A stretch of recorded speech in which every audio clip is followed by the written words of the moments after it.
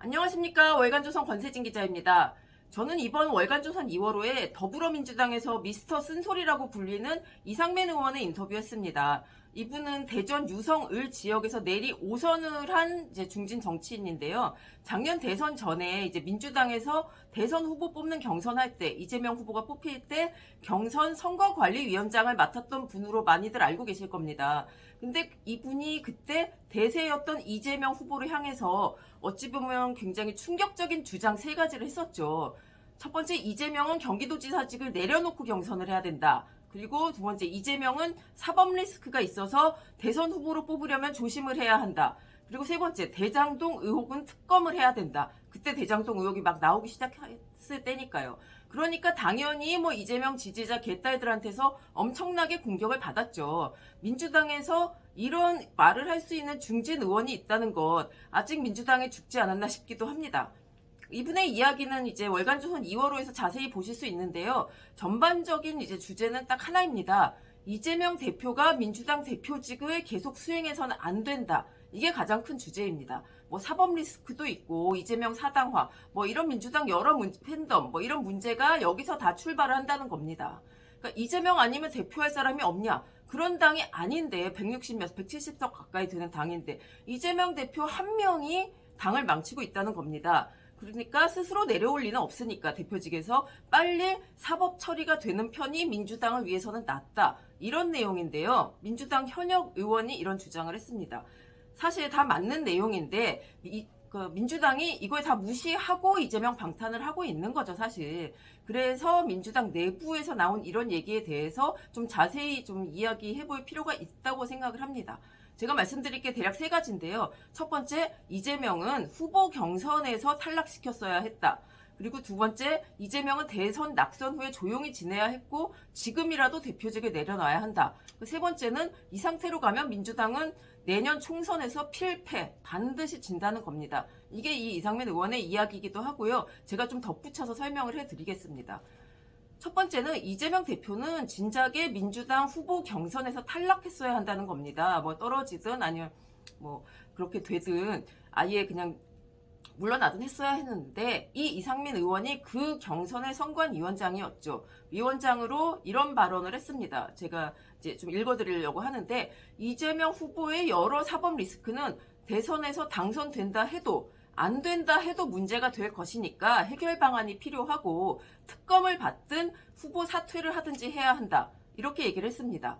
그러니까 앞서 이재명 대표가 대장동 의혹만 있었던 게 아니죠. 사법 리스크가 검사 사칭, 선거법 위반, 형수 욕설 이런 거 혐의 없음으로 드러난 것도 있긴 하지만 그런 것은 물론이고 그때 대장동 의혹이 새로 나오기 시작했기 때문에 이상민 의원 이렇게 얘기했습니다. 인터뷰하면서. 그러니까 그때 얘기한 게 대장동은 대선 때 계속 이슈가 될 것이고 빠져나오기가 쉽지 않은 사안이다. 이미 다 파악했겠죠. 당내에서. 그러니까 또 이렇게 얘기합니다. 당도 늪에 빠질 수 있고 대선에서 이재명이 이기건 윤석열이 이기건 이재명 대표가 안고 가야 하는 시한폭탄이다. 이렇게 얘기했는데 지금 결국 그렇게 됐죠. 근데 이상민 의원이 비주류거나 이재명 후보와 사이가 나빠서 그랬을까요? 그런 게 전혀 아닙니다.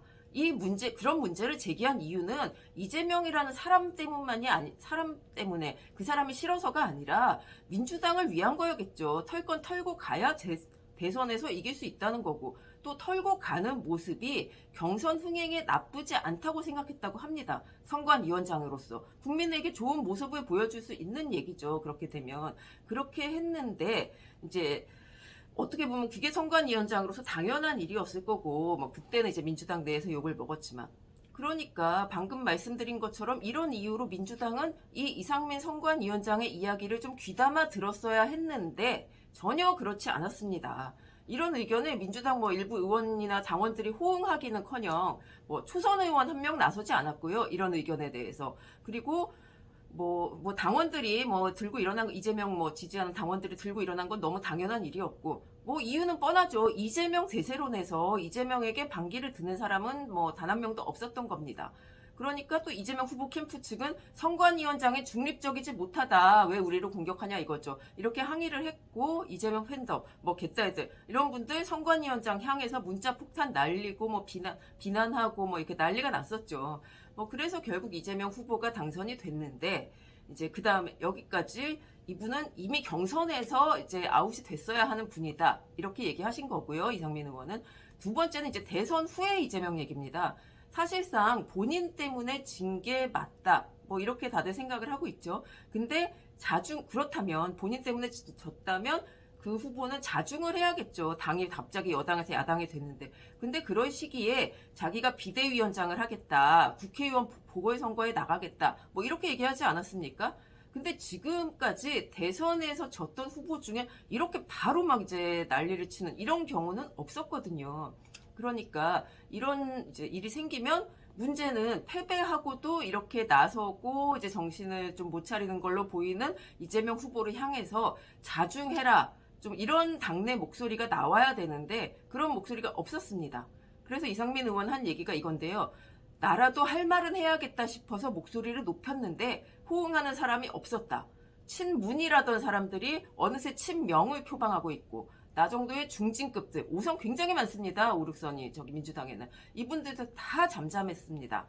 이렇게 얘기가 됐고요. 결국 이재명 대표 당대표가 됐고 지금 민주당을 자기 사법 리스크의 방패막이로 쓰고 있지 않습니까? 그러니까 이상민 의원의 얘기는 이렇습니다. 또 읽어보면 지금 이재명 대표의 가장 큰 문제는 기고만장입니다. 당대표의 압도적 지지로 당선되고 자신의 개인 비리에 당 전체가 보호와 방탄에 나서고 있고 또 차기 대선 주자 선호도, 뭐 여론조사 이것도 1위를 달리고 있으니 눈에 보이는 게 없는 겁니다. 그렇죠. 좀 기고만장하니까 저렇게 방탄도 하고 본인이 뭐 너무나 자신 있게 뭐 다 얘기를 하는데 사실 뭐 국민들이 누가 어떻게 믿을지는 모르겠습니다만 그리고 이상민 의원 세 번째 얘기 드리면은 이제 앞으로 이런 상태에서 민주당은 어떻게 해야 되느냐 이 얘기입니다. 그 이 의원은 민주당이 이제 보시면은 2021년부터 뭐 서울시장 보궐선거 뭐 이런 것부터 해서 재보궐선거, 대통령 선거, 나라도 지방선거 줄줄이 졌죠. 그렇기 때문에 민주당은 대우각성하고 개과천선을 해야 된다. 그런데 전혀 그러지 못하고 있다. 이런 지적을 합니다. 그러니까 민주당 내에서 왜 그런 이유가 있지 않을까요? 그래서 물어보니까 민주당 내에서는 저 윤석열 대통령이 잘하는 게 하나도 없다. 그러니까 우리한테 올 것이다, 민심이. 이런 식으로 보고 있다고 하거든요. 그래서 총선에서도 어차피 여당을 반대하는 표들이 우리 당으로 올 거다. 이렇기 때문에 좀 이렇게 안이하게 생각하고 있다. 이렇게 이상민 의원은 얘기를 했습니다. 그런데 그러니까 이제 당 내에서는 민심을 좀 잡아와야겠다 이런 것보다는 이재명의 호위무사, 공천권 가진 이재명 호위무사들만 나서고 이렇게 되면 어떻게 되겠습니까? 내년 총선에서 민주당이 이길 수 있겠냐 이겁니다. 뭐 100점 100패라고 봐도 무리가 없다라고 이분은 얘기를 했고요. 그래서 근데 이제 또 민주당 소속이고 그렇기 때문에 민주당이 총선에서 승리하고 민심을 가져올 방법이 분명히 없지 않은데 왜 이러느냐 이게 문제인 겁니다. 그 방법 딱 한 가지죠. 이재명 대표가 당대표에서 물러나는 겁니다. 그게 최선이고 어떻게 보면 가장 쉬운 방법이고 총선을 이길 수 있는 방법입니다. 뭐 법적으로 뭐 이제 이걸 받든지 근데 이제 선고나 뭐 2심, 3심 가려면 굉장히 오래 걸리니까 그럴 가능성이 크지 않고 스스로 물러날 가능성도 뭐 사실상 없다고 봐야겠죠. 물러날 사람 같으면 저렇게 행동을 하지 않겠죠. 그러니까 이제 이 대표에 대한 소환 조사는 계속 이루어지고 있는데 이제 이거 어떻게 해야 되겠습니까? 그래서 이상민 의원 워딩 한번 제가 읽어보자면 이재명 대표가 대표 자리에 앉아 있다는 사실 자체가 당에 계속 누를 끼치고 있다. 야당 대표 소환이 정치적 탄압일 수는 있다, 물론. 그런데 이재명 대표가 무슨 국가보안법으로 조사를 받았냐, 그런 거 아니지 않느냐, 이런 야당 대표가 여태까지 어디 있었나, 이런 사람이 야당 대표를 하고 있다는 자체가 문제인 거지, 소환 조사를 받아야 하면 받는 게 당연하다, 이렇게 얘기를 합니다. 지금 이제 민주당 의원들이 계속 뭐 이재명 소환은 정치 탄압이다, 뭐 이렇게 좀 나서고 있는데요. 그거에 대한 비판을 했습니다.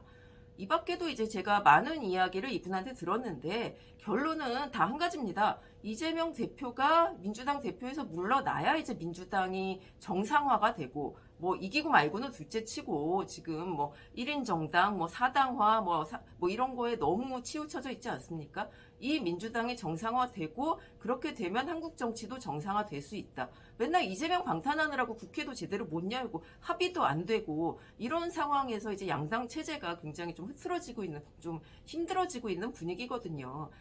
그러니까 이재명 대표가 물러나면 상당히 많은 것들이 해결이 될 것이고, 한국 정치의 문제점들이. 그리고 이제 이재명 대표의 그 거취에 따라서 이렇게 뭐 총선을 이길 수도 이런 방법이 있는데 왜 하지 않느냐, 이게 상당히 좀 저도 궁금합니다.